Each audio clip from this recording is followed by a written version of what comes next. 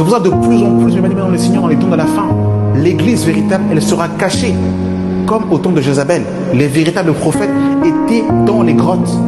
C'est pour ça ceux qui partiront à l'enlèvement de l'église, ce sera ceux qui seront dans les coulisses et qui seront en train de se préparer pour le grand retour du Maître. C'est pour ça que Jésus veut te sanctifier. Laisse Jésus te laver par les eaux de sa parole.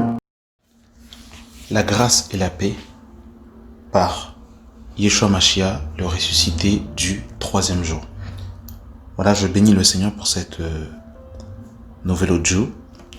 Et aujourd'hui, nous voulons parler d'un sujet qui, pour ma part, est très important et qui crée beaucoup de dissensions dans le corps de Christ. C'est au sujet de la loi de Moïse. Est-ce que notre Maître, est-ce que Yeshua est-il venu abolir la loi? Alors, sans plus tarder, nous allons aller directement dans le vif du sujet. Nous allons lire pas mal de passages aujourd'hui et nous voulons véritablement que l'Esprit de Christ nous conduise dans toute la vérité. Alors nous allons commencer par Matthieu chapitre 5, le verset 17.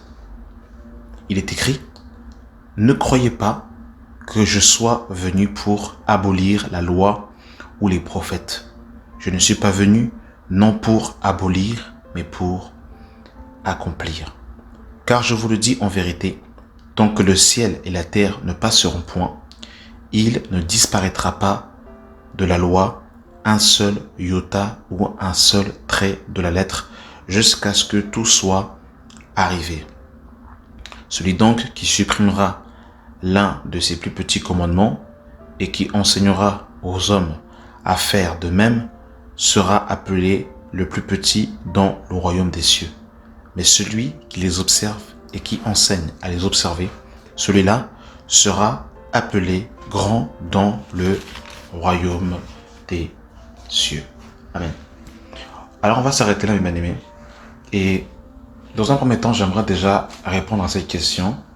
Et bien sûr, tout au long de cette audio, nous allons développer, parce qu'il ne faut pas que notre foi soit basée sur un sentiment ou sur ce que la multitude pense, mais sur ce que le Seigneur pense.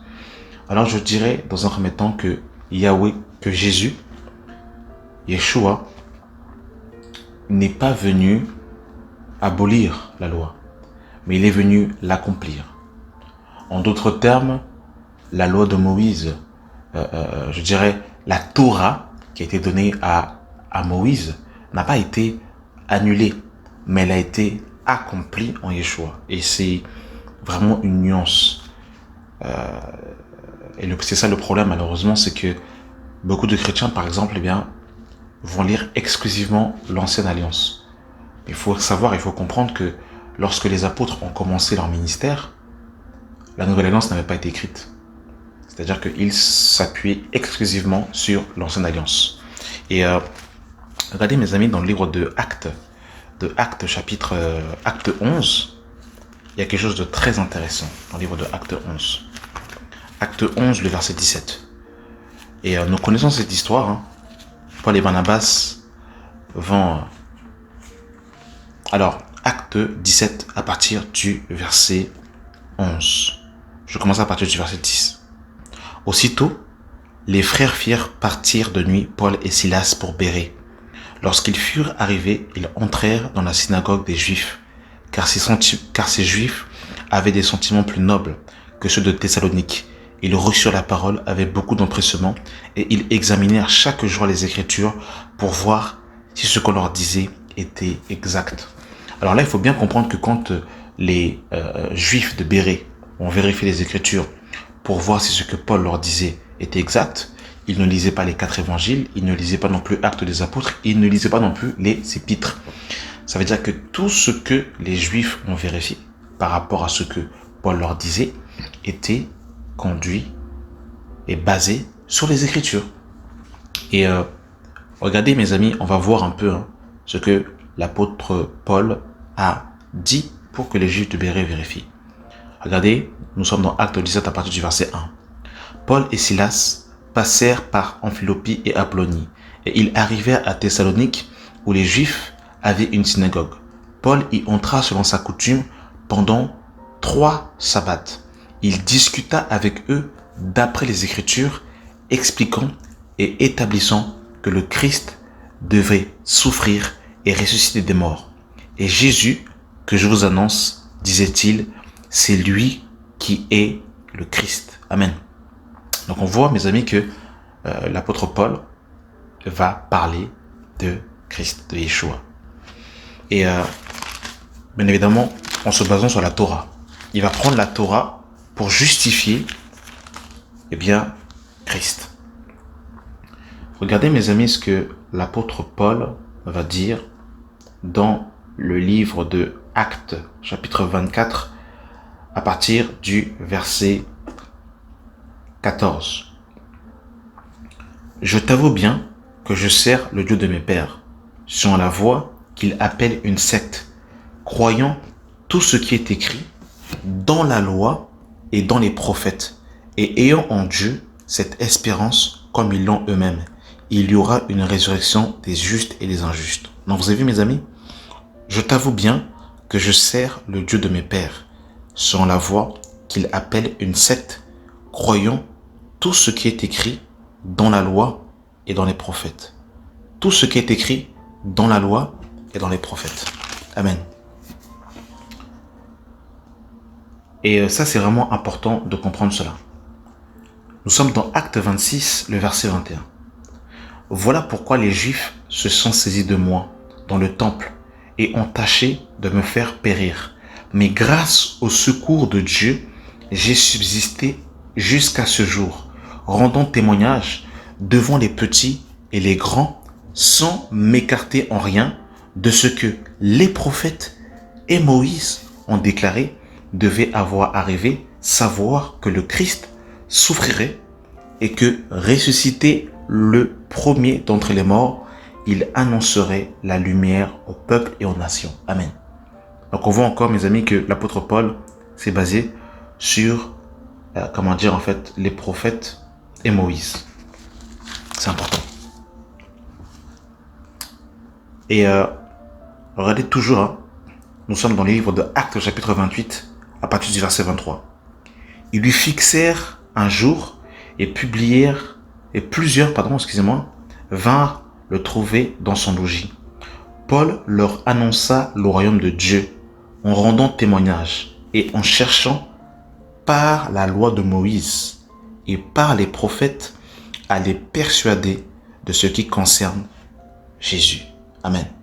Donc vous avez vu que véritablement lorsque l'apôtre Paul, je dirais même que les apôtres, quand ils rentraient dans les synagogues ou quand ils se mettaient sur une place publique et qu'ils rendaient témoignage de Christ, ils ne prenaient pas la Nouvelle Alliance. Ils ne prenaient pas les évangiles, Actes des apôtres ou les épîtres ou encore l'Apocalypse parce que ce n'était pas encore rédigé. Ils s'appuyaient exclusivement sur le Tanakh, c'est-à-dire les livres de Genèse à Malachie. Ça, c'est vraiment important de comprendre cela dans un premier temps. Et Yeshua lui-même est venu accomplir ce que la loi, les prophètes et les psaumes disaient de lui. Pour cela, nous allons lire le livre de Luc. Luc chapitre 24. Luc 24, le verset 25. Pour venir dans le contexte ici, Yeshua est en train, il va à la rencontre des disciples d'Emmaüs qui, après 3 jours, vont quitter Jérusalem étant découragés parce que pour eux, Yeshua n'était pas ressuscité. Luc 24, le verset 25.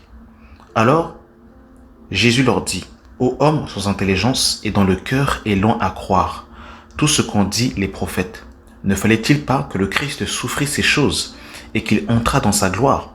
Et commençant par Moïse et par tous les prophètes, il leur expliqua dans toutes les Écritures ce qui le concernait. Et commençant par Moïse et par tous les prophètes, il leur expliqua dans toutes les Écritures ce qui le concernait. Amen. Regardez, mes amis, nous sommes dans le livre de Matthieu 24, à partir du verset 44.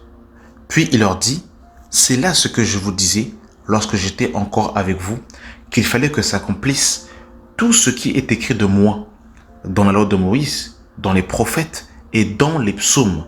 Alors il leur ouvrit les Écritures afin qu'ils comprennent.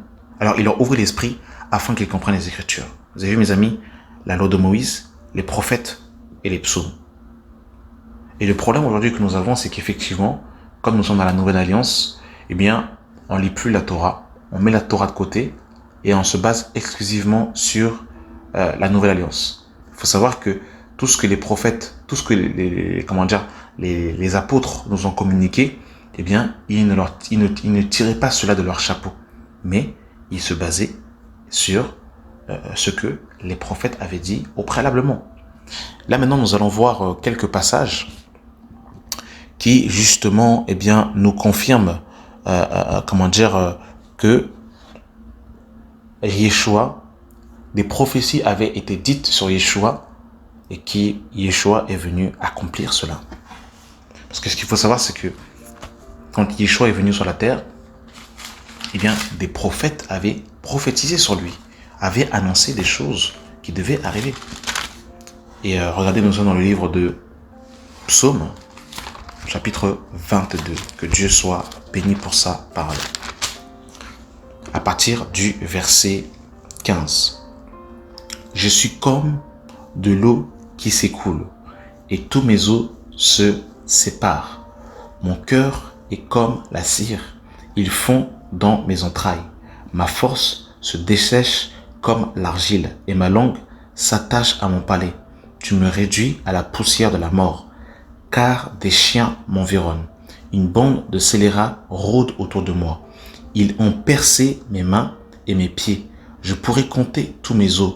Eux, ils observent, ils me regardent.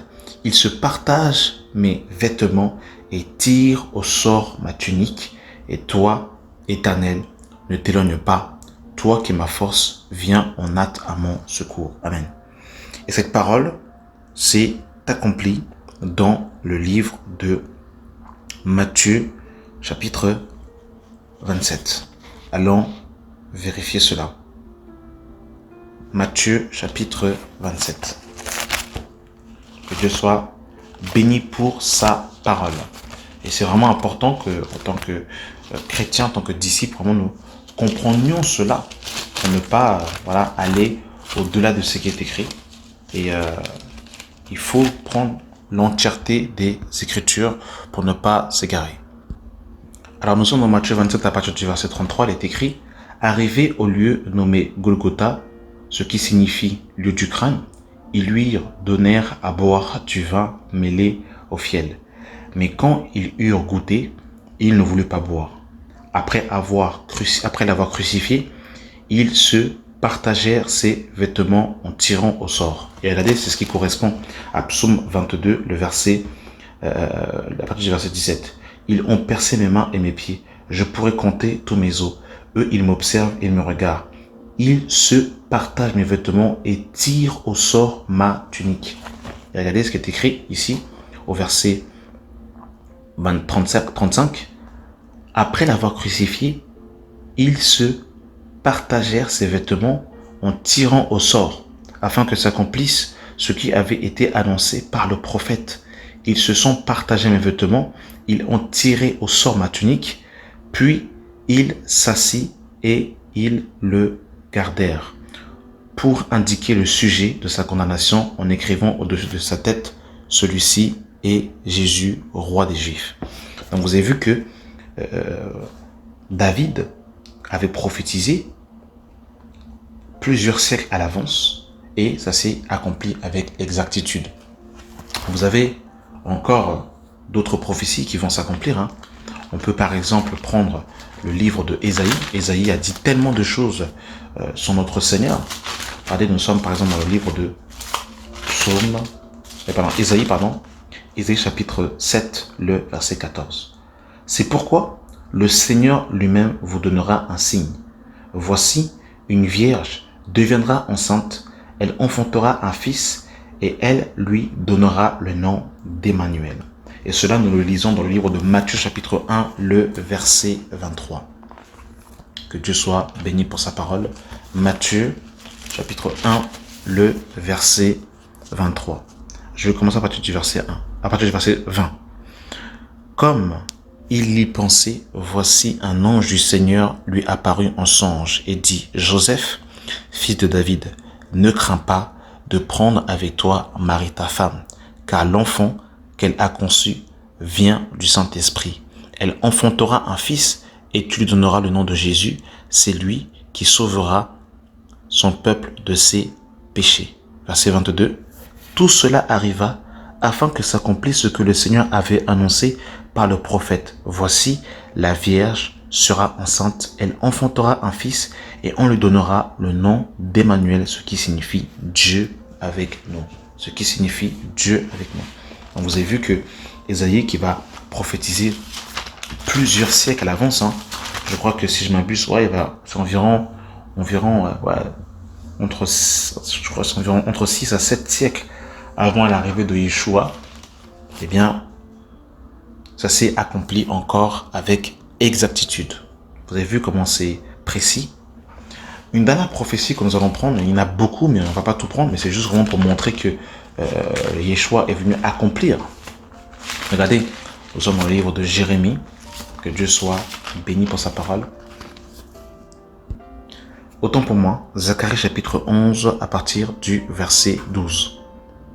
Si vous le trouvez bon, donnez-moi mon salaire, sinon ne le donnez pas. Et ils pesèrent pour mon salaire 30 cycles d'argent. L'Éternel me dit, jette-le au potier, ce prix magnifique auquel ils m'ont estimé. Et je pris les 30 cycles d'argent et je les jetai dans la maison de l'Éternel pour le potier.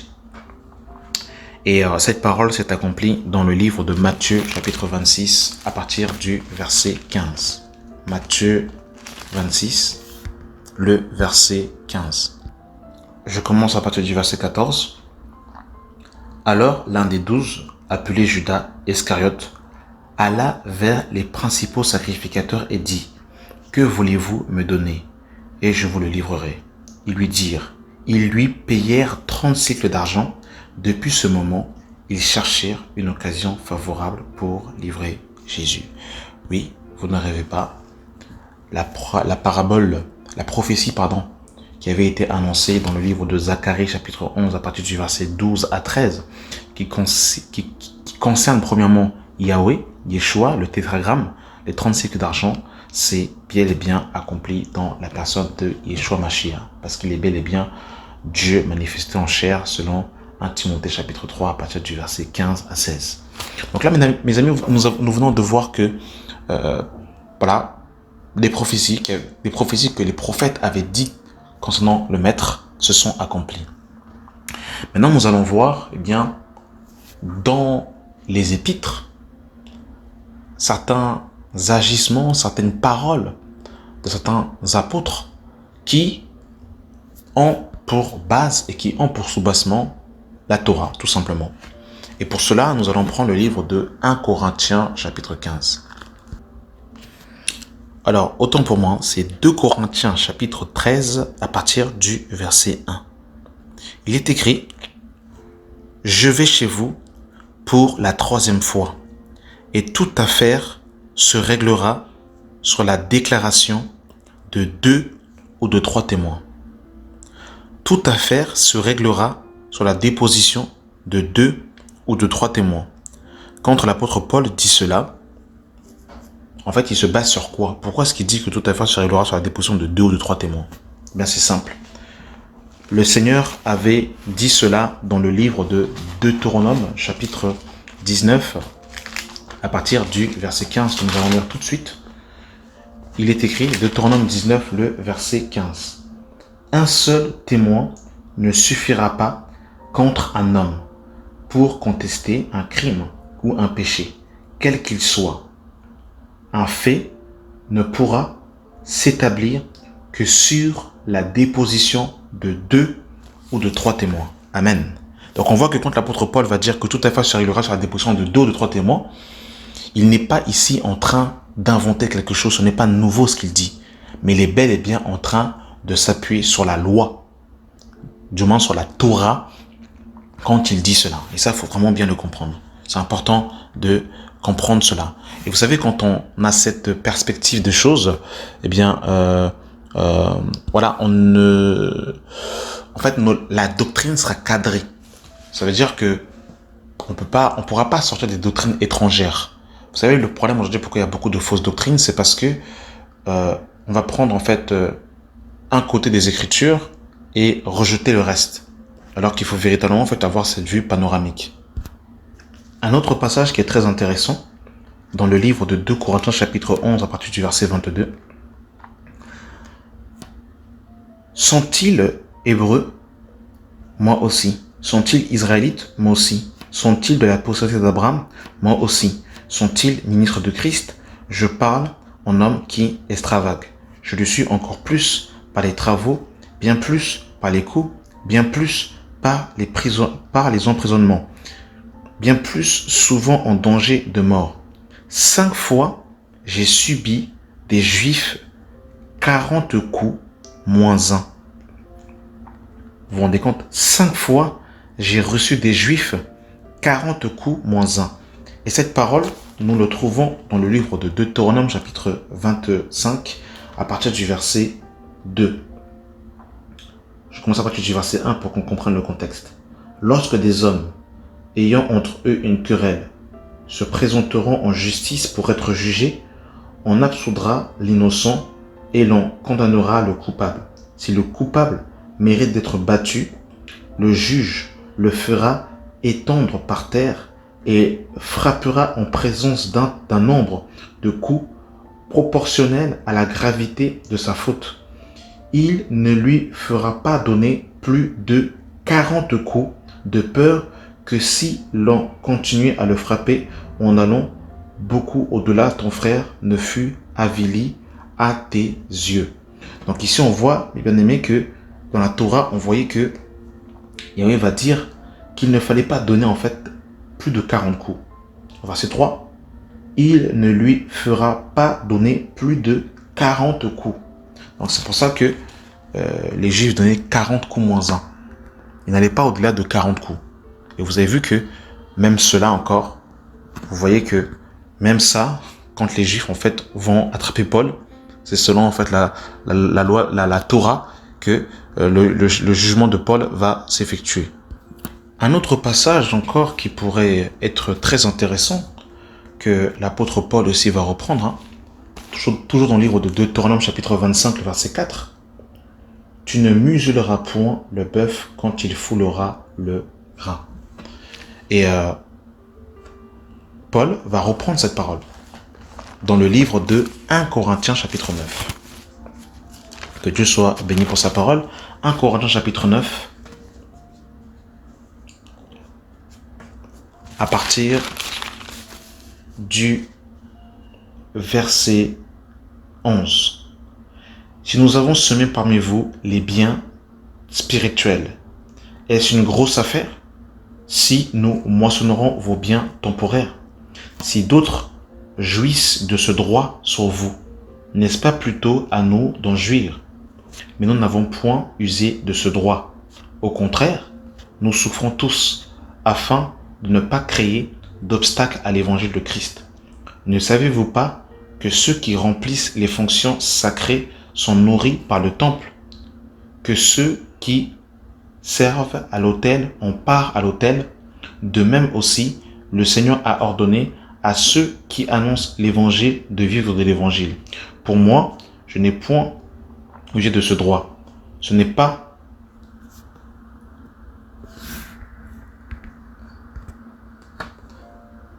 Alors, nous sommes dans le livre de 1 Corinthiens chapitre 9, à partir du verset 6. Qui jamais fait le service militaire à ses propres frais? Qui est-ce qui plante une vigne et qui n'en mange pas le fruit? Qui est-ce qui fait paître un troupeau et ne se nourrit pas du lait du troupeau? Ces choses que je dis n'existent-elles pas dans les usages des hommes? La loi ne les dit-elle pas aussi? Car il est écrit dans la loi de Moïse, tu ne muselleras point le bœuf quand il foule le grain. Donc vous avez vu que cette parole que Moïse va dire dans le livre de 1 Corinthiens chapitre 9, le verset 9, il tire cela de Deutéronome chapitre 25, le verset 4. Et c'est pareillement quand dans le livre de 1 Corinthiens chapitre 14, à partir du verset 34. Que les femmes se taisent dans les assemblées, car il ne leur est pas permis d'y parler, mais qu'elles soient soumises selon que le dit aussi la loi. Selon que le dit aussi la loi. Si elles veulent s'instruire sur quelque chose, qu'elles interrogent leur mari à la maison, car il est malséant à une femme de parler dans l'église. Alors là, ce qu'on peut comprendre, c'est quoi? C'est que les femmes qui sont mariées et qui ont des questions, eh bien, elles doivent solliciter leur mari. Ça correspond aussi à cette parole de Genèse chapitre 4, où justement, le Seigneur va dire à Ève, tes désirs se porteront vers ton mari et lui, il dominera sur toi.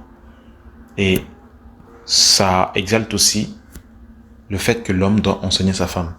Et ça peut permettre aussi aux femmes célibataires de pouvoir poser des questions et afin qu'il n'y ait pas de désordre et que l'assemblée se passe correctement, se place dans l'ordre. Donc vous avez vu, on aurait pu encore prendre d'autres passages, mais déjà dans ce qu'on peut voir ici, c'est que c'est clair, les apôtres, dans beaucoup de choses qu'ils nous ont dites, ils ne l'ont pas tiré de leur chapeau. C'est pour ça que quand on est cadré dans la doctrine de Christ, comme la parole de Dieu nous le dira dans le livre de Éphésiens chapitre 2, le verset 20, vous avez été édifiés sur le fondement des apôtres et des prophètes, Jésus-Christ étant lui-même la pierre angulaire. Donc en fait, on voit qu'il y a bien les prophètes, il y a bien les apôtres, et nous sommes bâtis et basés justement sur cela. Et vous savez par exemple que même quand l'apôtre Paul établissait des anciens, il y avait déjà ce principe sous la loi d'établir des anciens.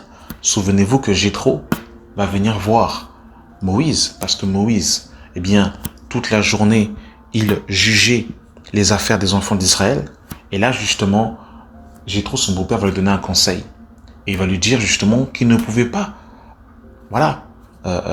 gérer toutes les affaires. Et il va lui demander justement d'établir des hommes capables. Et Moïse va établir 70 anciens. 70 hommes capables. Et vous verrez encore que l'apôtre Paul va reprendre cette parole et qu'il dira à Timothée, ce que tu as reçu et entendu de moi, retransmets-le à des hommes capables. Donc on voit véritablement que c'est la même pensée de la Torah qui perdure. Le livre de Lévitique nous dira par exemple, tu te lèveras devant le cheveu blanc. Et c'est ce que l'apôtre Paul va dire à Timothée, ne reprimande pas durement le vieillard, mais exhorte-le comme un père. Donc on voit vraiment que l'apôtre Paul était vraiment basé sur la loi et les prophètes par rapport à l'enseignement qu'il communiquait. Et je disais, je reviens encore sur cela, c'est que si nous sommes véritablement basés sur les Écritures dans leur entièreté, eh bien, il y aura, normalement en principe, il y aura moins de dégâts pour qu'on puisse tomber dans les fausses doctrines. Parce qu'on va prendre plusieurs témoins. Vous savez, par exemple, si vous parlez de l'enlèvement de l'Église, si vous n'avez que l'ancienne alliance, et qu'on parle de l'enlèvement de l'Église, et qu'on va voir un juif, et qu'on lui parle de l'enlèvement de l'Église, ça ne doit pas être étranger pour lui. Et quand nous regardons par exemple Enoch, quand nous regardons encore Élie, ils sont des images d'enlèvement. Quand on regarde encore la rédemption que Yeshua a eue à l'égard des païens, parce qu'aujourd'hui, effectivement, pour beaucoup de juifs, le salut n'est pas accessible, aux païens, mais il est exclusif à eux. Et bien, quand on regarde l'épisode avec Noé, qui va faire rentrer les animaux dans l'arche, on voit qu'il y aura des animaux purs et des animaux impurs. Et l'image aussi dans la prophétie de l'animal impur était aussi l'image des inconvertis. Rappelez-vous, dans Acte 10, Pierre va monter sur le toit, il va prier. Et là, justement, il va avoir une vision. Et dans cette vision-là, le Seigneur va lui dire à 3 reprises, tue et mange. C'était des animaux impurs. Et par la suite, Pierre est parti chez Corneille. Et là, Pierre va dire, le Seigneur m'a appris, justement, de ne pas considérer impur ce qu'il a considéré pur. Donc, le Seigneur lui parlait plus exactement des inconvertis, des païens. qui ne devaient pas les regarder comme étant souillés, comme étant impurs. Donc on voit quand même dans la pensée ultime de Dieu, il y avait déjà cette pensée où l'arche était l'image de Christ et les animaux qui rentraient étaient l'image des hommes qui devaient être sauvés en Yeshua. Donc vous avez vu cette pensée, que nous retrouvons dans la Torah. Donc il n'y a rien de nouveau, mes amis. Ce que nous voyons dans la doctrine aujourd'hui que les apôtres nous ont communiqué, on voit que dans la doctrine que les prophètes, que Moïse avait communiqué aux enfants d'Israël, on retrouve encore cette pensée. On retrouve encore cette pensée qui est là en fait et qui se communique. Et ça nous évite aussi de faire des erreurs aussi et d'enseigner des fausses doctrines. Alors maintenant, on va passer à un autre aspect et c'est justement l'aspect par rapport à la grâce. Alors là, effectivement, ça fait une demi-heure que je suis en train de vous dire que les apôtres sont restés basés sur la loi de Moïse, mais aujourd'hui, sur la grâce, qu'est-ce qui change? Et là, justement, effectivement, c'est là où justement nous allons baser notre étude sur, justement, la deuxième partie de cet audio. Nous allons voir justement les aspects qui ont changé sous la grâce. Qu'est-ce qui a changé sous la grâce par rapport à la loi? Et dans le deuxième audio, nous allons justement développer les changements qu'il y a eu avec la venue de Christ. Merci d'avoir pris le temps d'écouter cet audio et que la grâce et la paix soient avec vous. Amen.